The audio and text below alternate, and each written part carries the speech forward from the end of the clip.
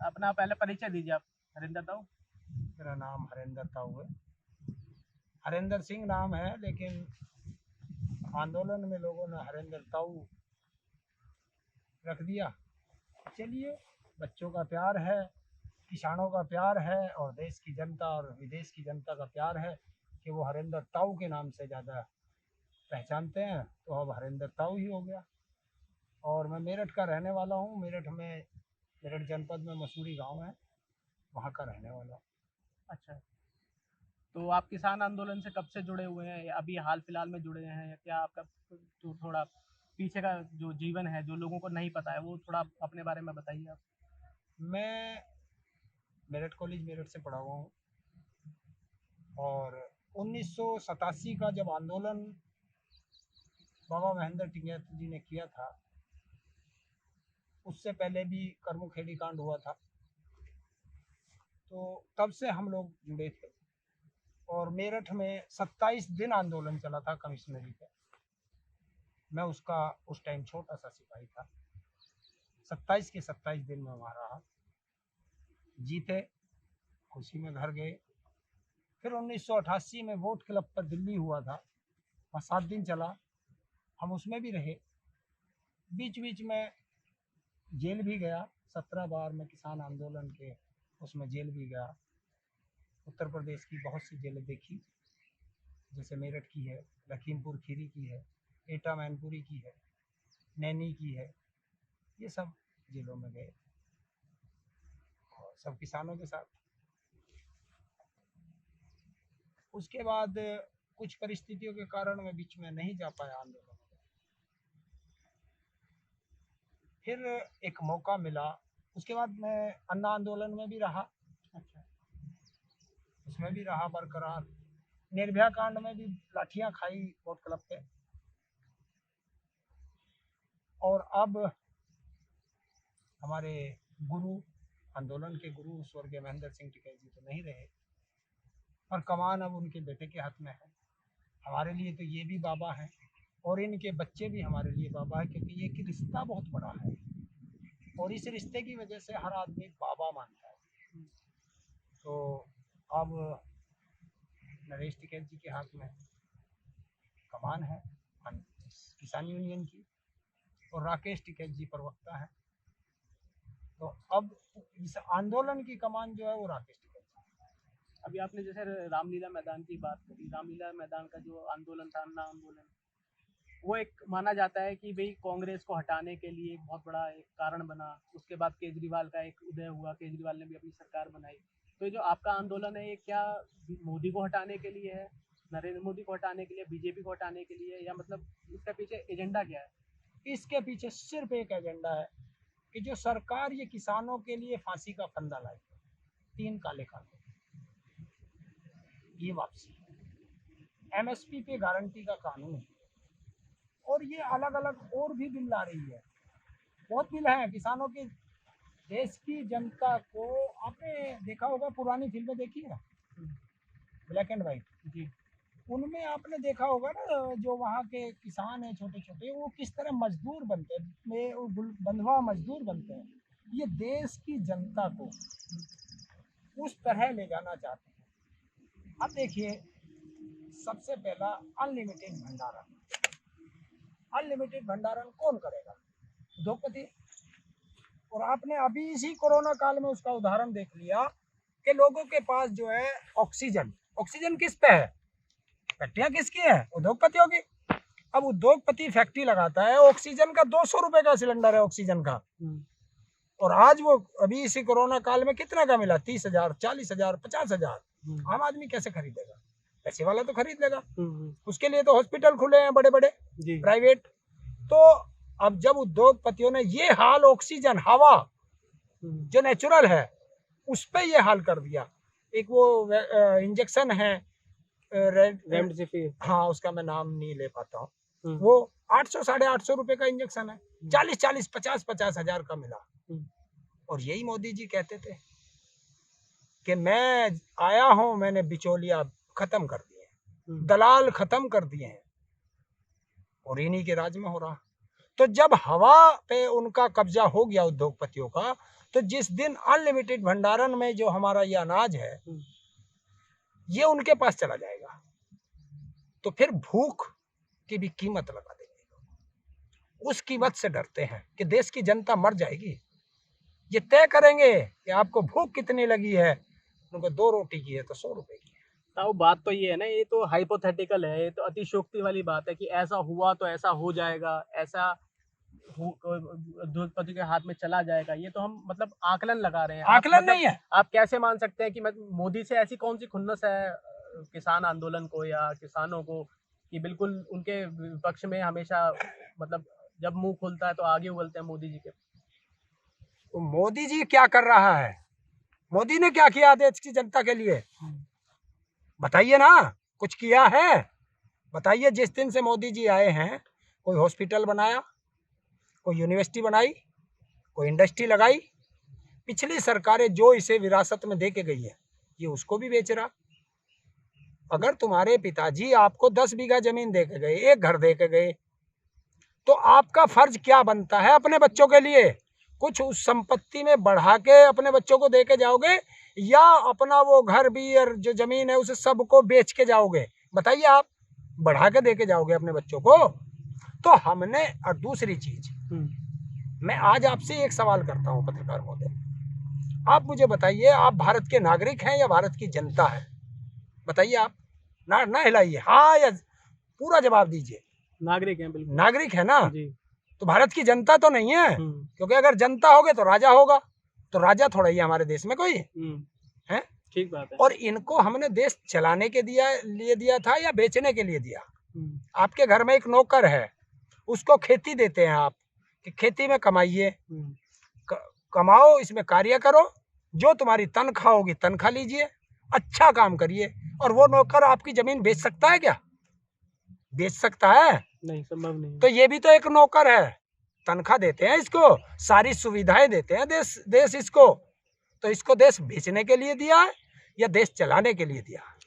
लेकिन काफी लोग तो ये कहते हैं कि भाई देशभक्त हैं, प्रधान सेवक हैं, विदेशों में जा रहे हैं और इस तरीके से एक देश का एक इमेज थी दुनिया भर में, एक बहुत अच्छी स्ट्रॉन्ग इमेज करी गई है और उसका कहीं ना कहीं फायदा इस समय कोरोना में भी मिल रहा है। क्या मिला? क्या मिला? देश की ऑक्सीजन बेच दी, देश की वैक्सीन बेच दी, अपने मर रहे हैं। अगर ये पुरानी सरकारें हॉस्पिटल ना बनाती तो मुझे बताइए इस कोरोना काल में ये मोदी किस हॉस्पिटल में जनता को लूटा था? बता दो मुझे। कोई इंडस्ट्री लगाई हो। और जितने भी पीएम केयर फंड से वेंटिलेटर खरीदे गए सारे के सारे बेकार पड़े हैं। डॉक्टर्स ने मना कर दिया है कि हम इन वेंटिलेटर पर पेशेंट को नहीं लिटा सकते, जिसको भी लिटाते हैं उस पेशेंट की मृत्यु हो जाती है, या तो वेंटिलेटर खराब हो जाता है, बंद हो जाता है, उसमें कोई ना कोई कमी आ जाती है। जैसे कोरोना फर्स्ट वेव आई, अब सेकंड वेव आई, किसान आंदोलन से आप जुड़े हुए हैं, बहुत एक बड़ा चेहरा है किसान आंदोलन का। आपको लगता है कि कोरोना नाम की कोई बीमारी है? देखिए, बीमारी तो है, बीमारी है तो हॉस्पिटल, बीमारी का इलाज कहाँ होगा? हॉस्पिटल। कोई बीमार है, हॉस्पिटल, आप हॉस्पिटल क्यों नहीं बनाए? हॉस्पिटल बनाओ, जो बीमार होगा हॉस्पिटल जाएगा। किसको मना कर रहे हैं? पहले से बीमार होते हैं लोग। तो हजारों किसान जो हैं अलग अलग राज्यों में, चाहे हरियाणा हो, राजस्थान हो, दिल्ली हो, पंजाब हो, सब जगह आंदोलन में कई लोगों की मौत हुई है कोरोना की वजह से, सरकार के जो आंकड़े भी कहते हैं। तो इस आंकड़ों के बावजूद भी कई बार कोर्ट ने भी बोला और सरकार भी कह रही है कि अब आप सस्पेंड कर दीजिए कुछ समय के लिए अपना आंदोलन। तो सस्पेंड क्यों नहीं करते हो आप लोग? ये सरकार जो कोरोना काल में ये बिल लाई थी, ऐसी देश को क्या इमरजेंसी थी जो कोरोना काल में इसको बिल लाना पड़ा? और जब कोरोना काल में बिल बन सकते हैं तो कोरोना काल में बिल खत्म भी हो सकते हैं। किसानों के को तो कह देंगे सब लोग कि इसे छोड़ के आंदोलन को बंद करके घर चले जाइए। सरकार से पूछिए कि देश का किसान मजदूर सड़कों पे पड़ा है, तो ऐसा तुमने क्या दलाली खाई है उद्योगपति से मोदी जी, जो ये बिल वापस नहीं हो सकते? जब हम कह रहे हैं, पूरे देश का किसान कह रहा है कि ये बिल वापस लीजिए, एमएसपी पे गारंटी का कानून बनाइए, किसान घर जाएंगे, दोबारा से कमेटी बनाइए, उसमें किसान भी रखिए, कृषि वैज्ञानिक रखिए और सरकार के नुमाइंदे रखिए, दोबारा से बना लीजिए, उसमें क्या दिक्कत है? तो पहली कमेटी का क्या रहा? आप लोग तो जाते थे मीटिंग के लिए। जाते थे क्या, हमें तो पता नहीं चला था कि हम चपरासी से बात कर रहे हैं, क्योंकि उनको तो कोई अथॉरिटी नहीं है ना। जो मीटिंग करने आ रहे थे उनको अथॉरिटी नहीं थी कुछ भी। मंत्री खुद बैठते थे, आप वो कह रहे हो चपरासी? मंत्री नहीं है, नाम मंत्री है चपरासी, क्योंकि जब भी किसानों ने एक सवाल किया तुरंत वो कहता था तो कृषि मंत्री, ठहरिए मैं आका से पूछ के आता हूँ। कृषि मंत्री भी आपके लिए चपरासी हो गए? देखिए, मैं अगर कृषि मंत्री को पूर्ण अधिकार होते तो इसका हल निकल जाता। अधिकार नहीं है वहाँ किसी को भी। अधिकार इस पूरे भारत के अंदर सिर्फ 2 ही आदमी का है। कौन लोग हैं वो? या तो झांसाराम है या तड़ीपार है। कौन है झांसाराम? झांसाराम ये दाढ़ी वाला है, कभी टैगोर बन जाता है, कभी कुछ बन जाता है। हम्म। और तड़ीपार तो सबको पता है, मोटा भाई। अच्छा, तो जैसे अभी एनएचआरसी ने भी बोला था कि आप सस्पेंड कर दीजिए, और मतलब कोर्ट भी कह रहा है, तो किसान, आप खुद मानते हैं आप लोकतंत्र में रह रहे हैं? हिंदुस्तान लोकतंत्र है? नहीं है, अब नहीं है। अब नहीं है? नहीं है। कब तो से खत्म हो गया? तानाशाह, कब से 2014 के बाद तानाशाह आ गया देश में। तो आप भी तानाशाही दिखाएंगे फिर? नहीं, हम तानाशाही का अधिकार है, हम तो संवैधानिक अधिकार है, संविधान के अनुसार है। अभिव्यक्ति की आजादी है और अपना प्रोटेस्ट, शांतिपूर्वक प्रोटेस्ट करने का सबको अधिकार है। जब संस्थाएं बोल रही हैं, एनएचआरसी बोलता है, कोर्ट बोलता है कि आप साहब बंद कर दो, सस्पेंड कर दो इसको, आंदोलन को, इस समय कोरोना काल चल रहा है, उसके बाद आप रिज्यूम कर लेना, दोबारा शुरू कर लेना, लेकिन फिर भी नहीं मानते किसान। देखिए, जो आपने एनएचआरसी बताई जी। भारत का कोर्ट बताया, अन्य कोई भी हो, उस सबको किसान के डंडा करना है। उसने कभी सरकार से कहा है कि ये बिल वापस ले लो, दोबारा से बना लेना? कहा किसी ने? कमजोर को सब दबाना चाहते हैं, कमजोर को सब पीटते हैं। आज आप मेरे से ठाड़े हैं, आप मुझे पीट सकते हैं, अगर आपसे कोई ठाड़ा मिल जाएगा तो आप उससे बच के निकल जाएंगे। तो ये हाल इस देश में चल रहा है जी। तो ये नहीं है, कोरोना है, बीमारी है, उसकी दवाई बनाइए, इलाज कराइए। और आपने बताया कि किसान भी एक्सपायर हो गए कोरोना में। जी। हिंदुस्तान के अंदर एक भी सरकार कोरोना का किसान आंदोलन का सर्टिफिकेट दिखा दे मुझे आज की तारीख तक।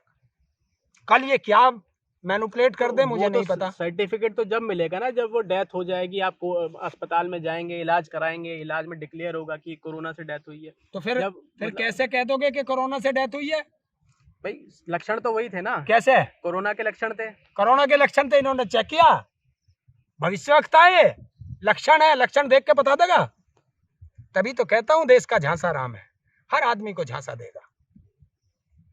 इसको एक चीज पसंद है, गुलामियत, कि जो इसकी गुलामियत करेगा वो ठीक, और जो इसकी नीतियों का, गलत नीतियों का विरोध करेगा वो इसका दुश्मन। अच्छा, तो जैसे अभी आप बंगाल में भी आप लोग गए थे प्रचार करने बीजेपी के खिलाफ, तो आगे क्या प्लान है आप लोगों का? जैसे उत्तर प्रदेश में चुनाव है, उसके बाद फिर उत्तराखंड में और भी राज्यों में है, तो आगे क्या प्लान है आप लोगों का? अगर सरकार किसानों की बातें नहीं मानेगी तो देश में जहां जहां चुनाव होंगे, क्योंकि राकेश टिकैत जी के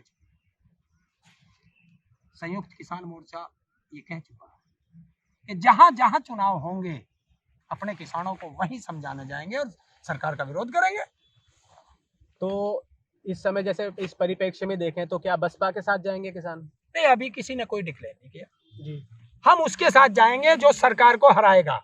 अच्छा, उसके साथ जाएंगे। तो ऐसा संयुक्त मोर्चा ने और राकेश टिकैत जी ने कहा। हाँ। और अगर वो किसी का नाम ले देंगे तो सो फार सो गुड है, उसके साथ चले। तो आज के माहौल में क्या लगता है, जैसे उत्तर प्रदेश में आम आदमी पार्टी भी आ गई है, दिल्ली में अपने परफॉर्मेंस के बाद वो क्लेम करते हैं कि साहब दिल्ली में हमने बहुत अच्छा गवर्नेंस दिया है और उत्तर प्रदेश में भी वैसा ही देंगे। बसपा पहले देख चुके हैं आप लोग, सपा भी देख चुके हैं, तो आपको आज के परिप्रेक्ष्य के हिसाब से मैं पूछ रहा हूँ कि कौन सी पार्टी आपको ऐसा लगती है कि बीजेपी के अगेंस्ट वो सबसे बड़ा विपक्ष हो सकती है और आप लोग उनके साथ जा सकते हैं? बताएंगे, आने दो, समय आने दो, अभी थोड़ा आंदोलन कर ले पहले, जब वो चुनाव डिक्लेयर होगा ना तभी आ जाएंगे सब। लेकिन ये क्लियर है बीजेपी के खिलाफ ही जाएंगे। बिल्कुल। अरे तुम हमें जहर दोगे, हम तुम्हें अमृत देंगे। तुम तो फांसी का फंदा डाल रहे हो गले में, हम तुम्हारी पूजा करेंगे क्या? बताइए, आपने देखा इस कोरोना काल में किस तरह लोगों की दुर्गति हुई है।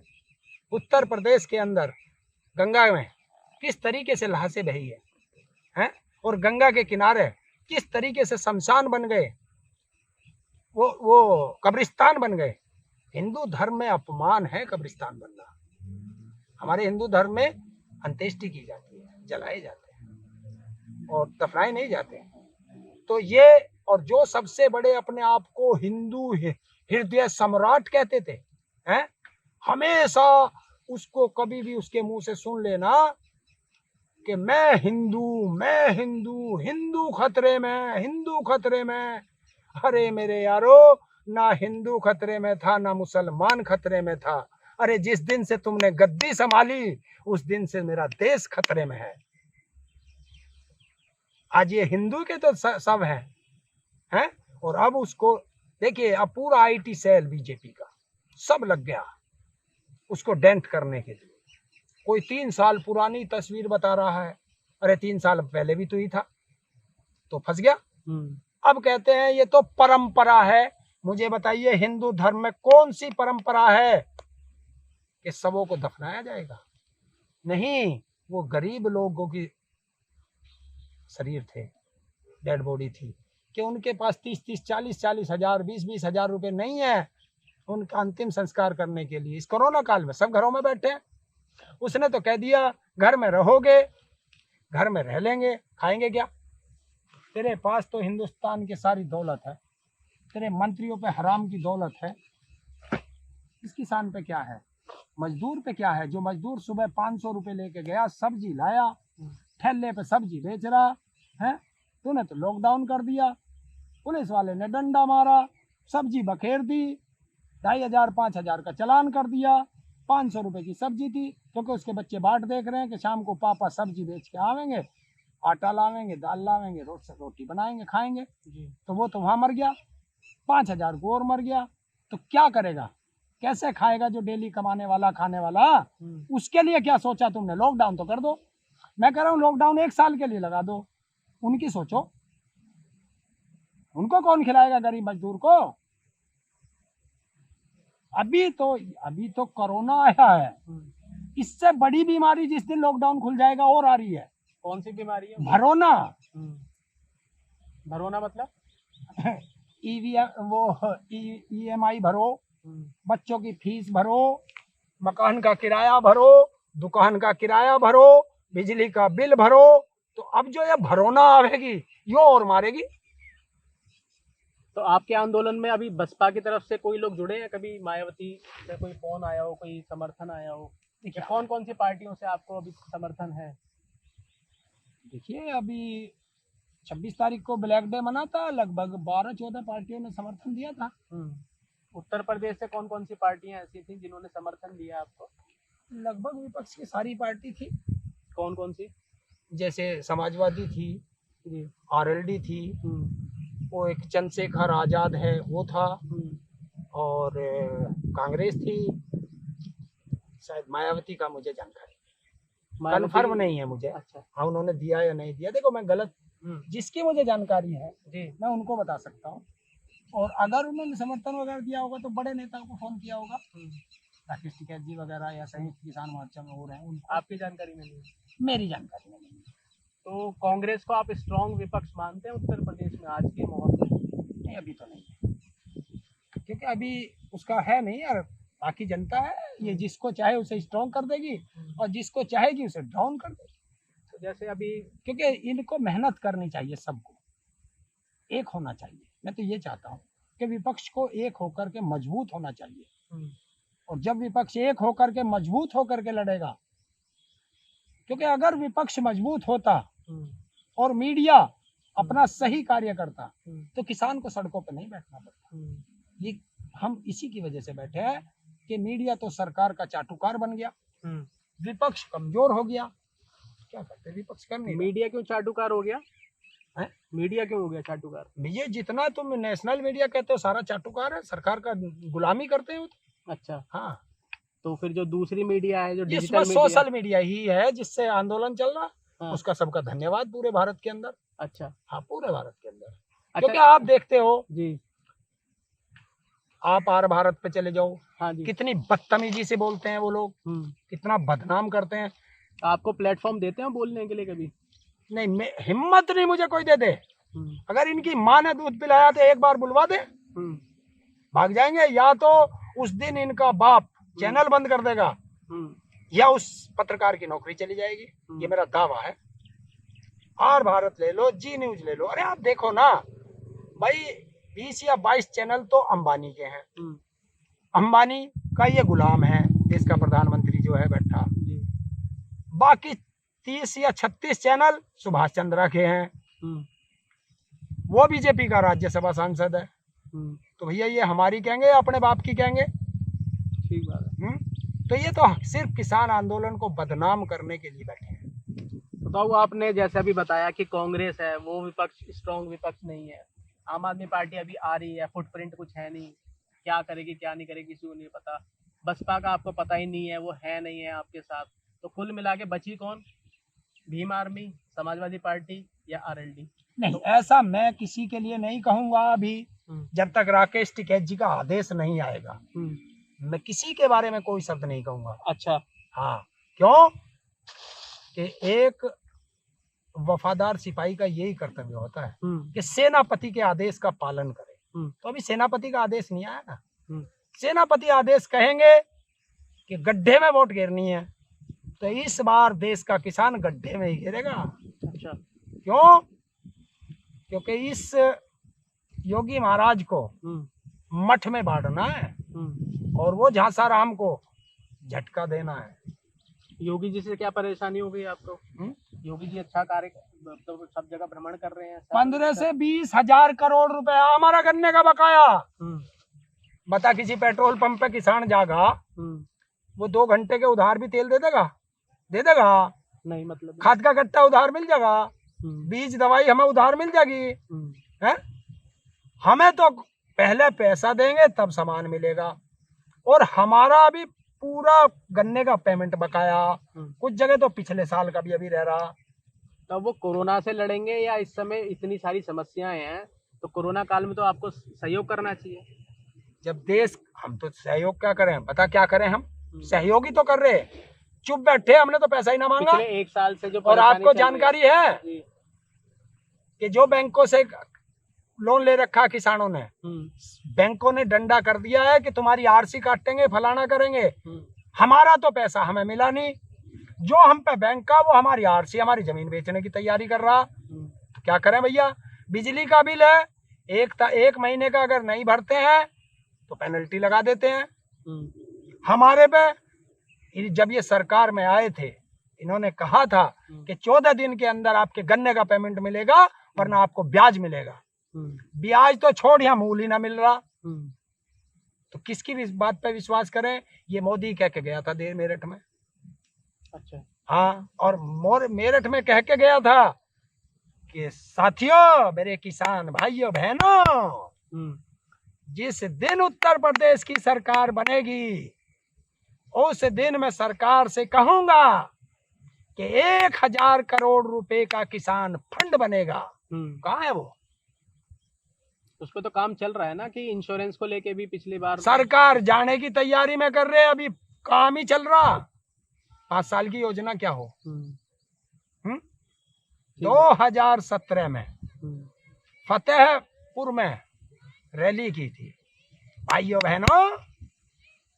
बहनों, आपको शमशान चाहिए या कब्रिस्तान चाहिए? जनता ने कहा शमशान चाहिए। जोर से बोलो, क्या चाहिए? शमशान चाहिए। ठीक है, तो आपको शमशान ही दिया जाता है। और 2021 में सारा देश शमशान बना दिया, कर दिया वो वादा पूरा। ये है, ये फिर करेंगे। उत्तर प्रदेश के अंदर चुनाव आने दो, यहाँ हिंदू मुस्लिम पे पूरी राड करेंगे। तो क्योंकि इनके पास विकास के नाम पे कोई वो नहीं, जनता का कोई फायदा किया हो वो नहीं है, कोई फैक्ट्री लगाई हो वो नहीं है, रोजगार दिए हो वो नहीं है। तो काहे पे लड़ेंगे? हमें डिवाइड एंड रूल। पुल बना तो रहे हैं, क्या एक्सप्रेस वे बना तो रहे हैं, क्या लखनऊ से और आगे तक का। कहाँ एक्सप्रेस वे 5 साल में बना नहीं? 5 साल में बना नहीं, कितने साल लगेंगे हैं? कितने साल लगेंगे बताएं ना। हाँ, ऐसे लगेंगे कि जैसे अभी एक मंत्री का भाई EWS कोटे से असिस्टेंट प्रोफेसर बन जाता है, ऐसे बनेंगे। ऐसे बनेंगे कि सांसद निधि से 30-30 एम्बुलेंस अपने घर के अंदर पर्दा डाल के खड़ी कर लेंगे, और अगर कोई इसका पर्दाफाश करेगा तो उसे जेल भेजेंगे। देखा नहीं राजीव प्रताप रूडी ने? देखिए सांसद निधि का पैसा कैसे मिलता है। सांसद अपने सिग्नेचर करके कह देता कि मेरी सांसद निधि से ये चीज ये काम करा दो, वो डीएम करता है। तो जब वे एम्बुलेंस आई, सांसद के घर में क्या करने गई? अगर एम्बुलेंस आई थी तो स्वास्थ्य विभाग को मिलनी चाहिए थी। फिर उन पे डेंट पेंट करने के लिए फिर कर दिया कि इन पे ड्राइवर नहीं थे, स्वास्थ्य विभाग देखेगा इसे ड्राइवर कौन रखना कौन नहीं रखना, या तुम्हारी जिम्मेदारी है ड्राइवर रखना।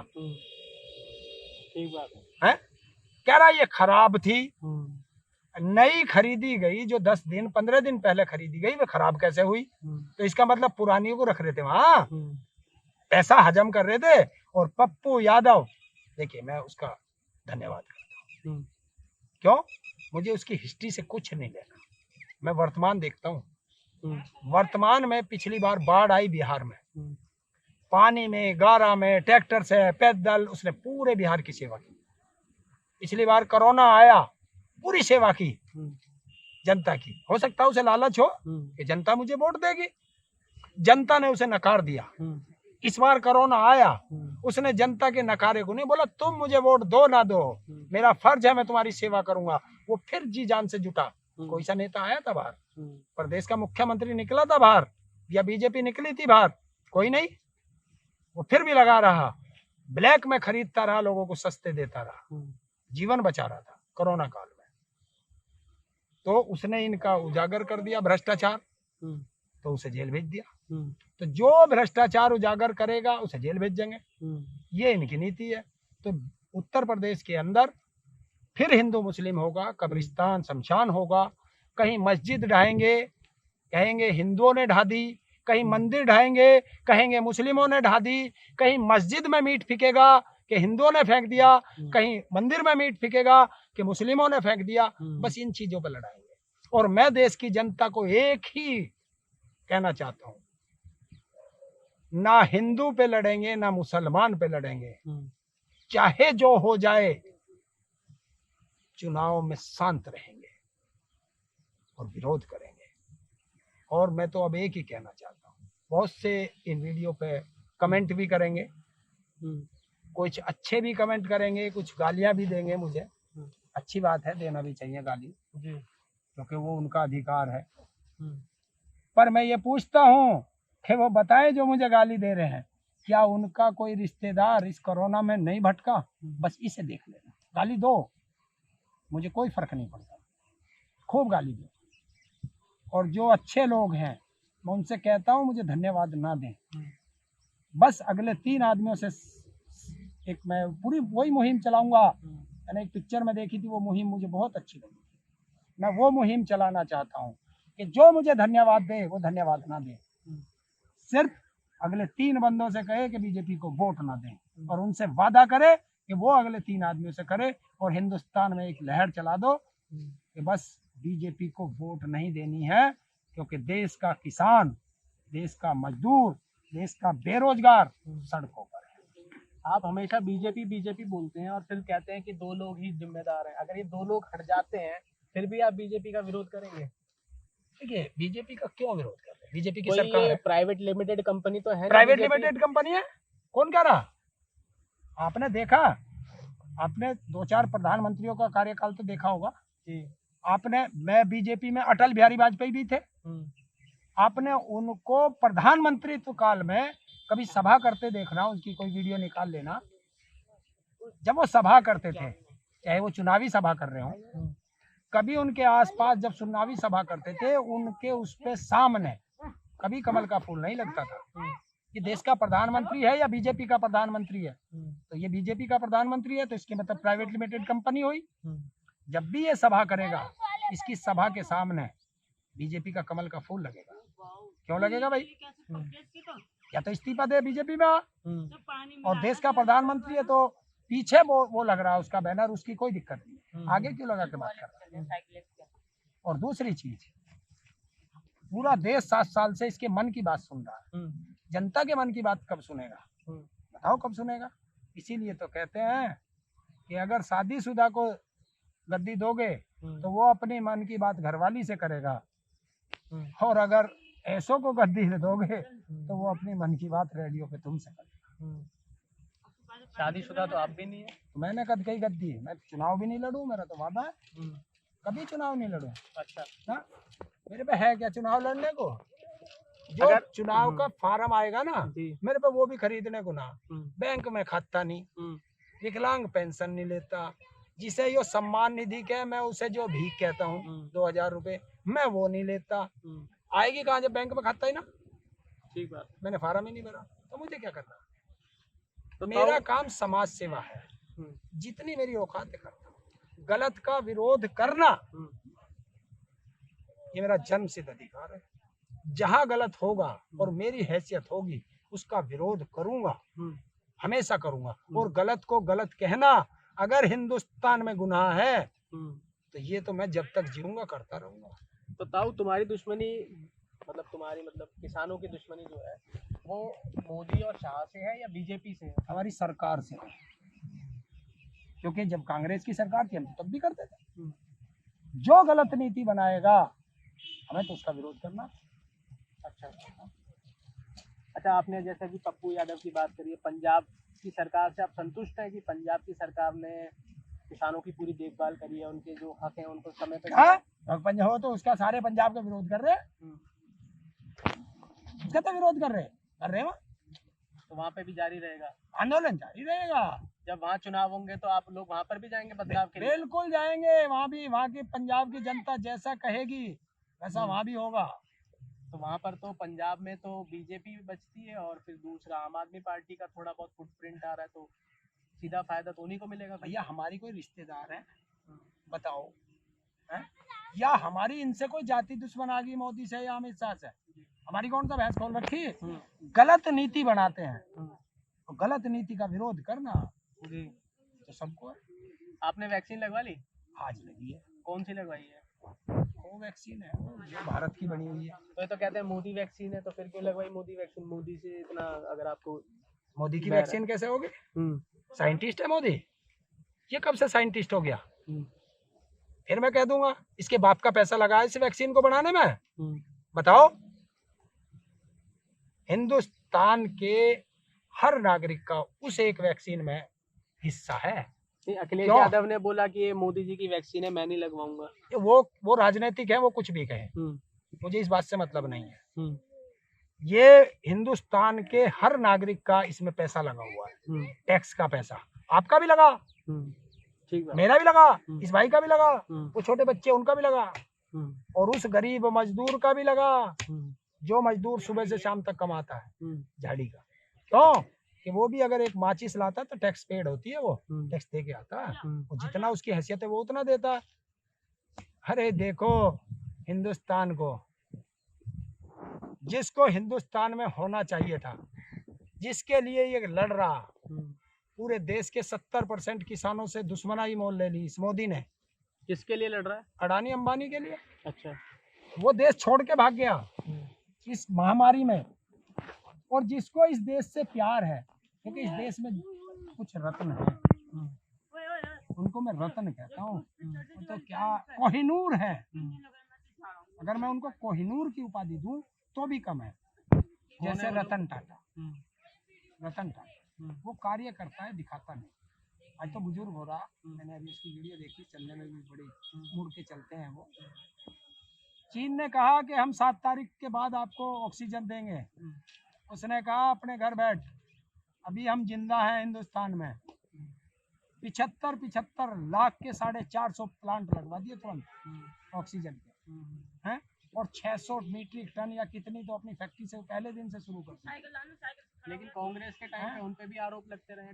देखिए टाटा पे अगर जो उस पे आरोप लगाए मैं तो उसे गद्दार कह दूंगा, चाहे वो मैं भी हूँ, मेरे परिवार का भी है। अगर रतन टाटा जैसे देशभक्त को कोई गद्दार कहे, सोनू सूद उसका क्या जा रहा भाई है?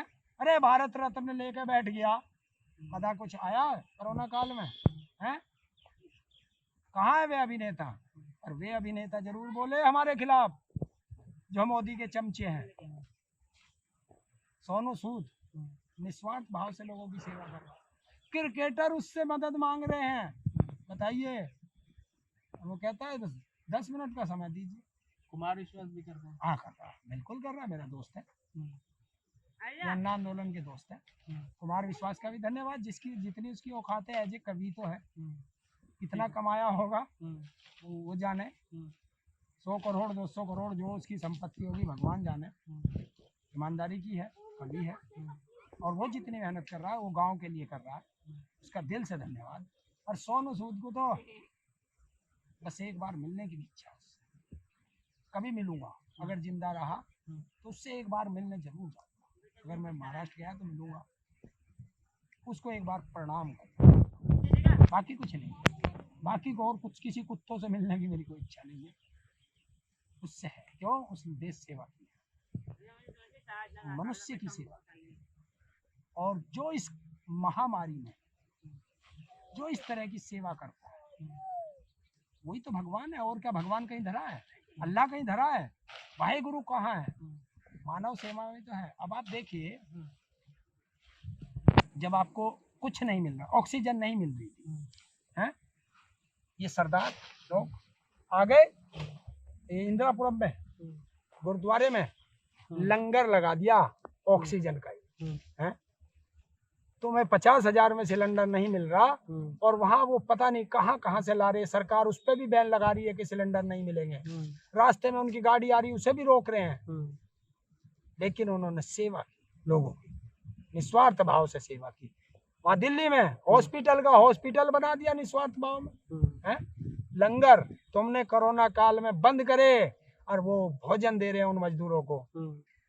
ये होती है सेवा। तो इनको तो दिल से सल्यूट है। और एक दिन जाऊंगा, जिस दिन ये आंदोलन खत्म होगा, बाई रोड जाऊंगा, जनता के साथ मिलता हुआ स्वर्ण मंदिर में मत्था टेकने के लिए जाऊंगा। अच्छा, वाहेगुरु का धन्यवाद करने जाऊंगा कि आंदोलन में उनके लंगर चल रहे हैं, कि वाहेगुरु की कृपा है। तो उनको एक बार मत्था टेकने जरूर जाऊंगा। हरेंद्र ताऊ, हमसे बातचीत के लिए बहुत बहुत धन्यवाद। तो ये थे हरेंद्र ताऊ, जो बेबाकी से अपनी बात रख रहे थे, सरकार का विपक्ष, जो सरकार के फैसले हैं उनकी नीतियों का खंडन कर रहे थे, नीतियों की बात रख रहे थे, और जो किसानों की आने वाले दिनों में उत्तर प्रदेश हो चाहे और भी राज्यों में जो जिस तरीके से तैयारी है किसानों की, तो तमाम मुद्दों पर बातचीत उन्होंने हमारे साथ बेबाकी से करी। पुरुषार्थ आराधक, न्यूज़ नाउ।